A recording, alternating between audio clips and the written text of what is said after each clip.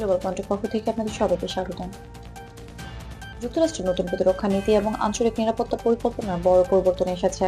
চীনকে আর প্রধান হুমকি হিসেবে বিবেচনা না করার পাশাপাশি দেশটির নতুন জাতীয় নিরাপত্তা নথিতে মার্কিন ভূখণ্ড ও পশ্চিম গোলার্ধের নিরাপত্তাকে সর্বোচ্চ অগ্রাধিকার হিসেবে নিশ্চিত করা হয়েছে। প্রতিবেদনে উল্লেখ করা হয়েছে, ইউরোপীয় মিত্র দেশগুলোর জন্য মার্কিন সহায়তা সীমিত করার সিদ্ধান্ত নেওয়া হয়েছে, বিশেষ করে পোল্যান্ড, জার্মানি ও বলটিক অঞ্চলে সামরিক উপস্থিতি পুনর্বিন্যাস করা হবে। এর লক্ষ্য হলো উত্তর আমেরিকা ও প্রশান্ত মহাসাগরীয় অঞ্চলে প্রতিরক্ষা সক্ষমতা বৃদ্ধি করা।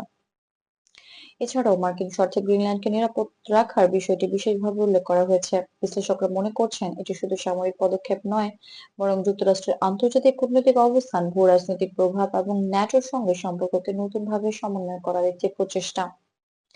তথ্য অনুযায়ী নতুন নথিতে ইউরোপের সহায়তা কমানো হলেও ন্যাটো দেশগুলোর প্রতি প্রতিশ্রুতি বজায় থাকবে। এর ফলে ইউরোপীয় দেশগুলোকে নিজেদের প্রতিরক্ষা সক্ষমতা বৃদ্ধির জন্য আরো দায়িত্বশীল ভূমিকা নিতে উৎসাহিত করা হচ্ছে।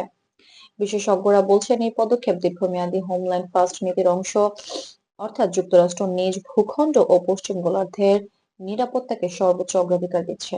তবে এটি ইউরোপের স্থিতিশীলতায় হঠাৎ কোনো বড় ধরনের জটিল পরিস্থিতি তৈরি করবে না, বরং কূটনৈতিক সমন্বয় ও পর্যবেক্ষণের মাধ্যমে পরিস্থিতি নিয়ন্ত্রণে রাখা সম্ভব। জাতিসংঘ ও ইউরোপীয় দেশগুলো ইতিমধ্যেই সতর্ক করেছেন, উভয় পক্ষকে সংযমী পদক্ষেপ নিতে হবে।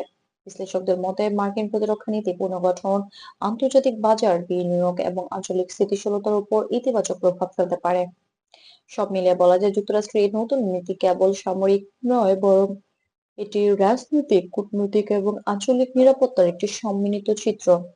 ভবিষ্যতে ইউরোপ এবং মার্কিন ভূখণ্ডের নিরাপত্তা ও আন্তর্জাতিক প্রতিক্রিয়া কেমন হবে, সেটাই এখন নজরদারি করার বিষয়। গ্লোবাল পয়েন্টের সঙ্গে থাকার জন্য সবাইকে ধন্যবাদ। এ ধরনের আন্তর্জাতিক গুরুত্বপূর্ণ খবর নিয়মিত পেতে আমাদের চ্যানেলটি সাবস্ক্রাইব করতে ভুলবেন না।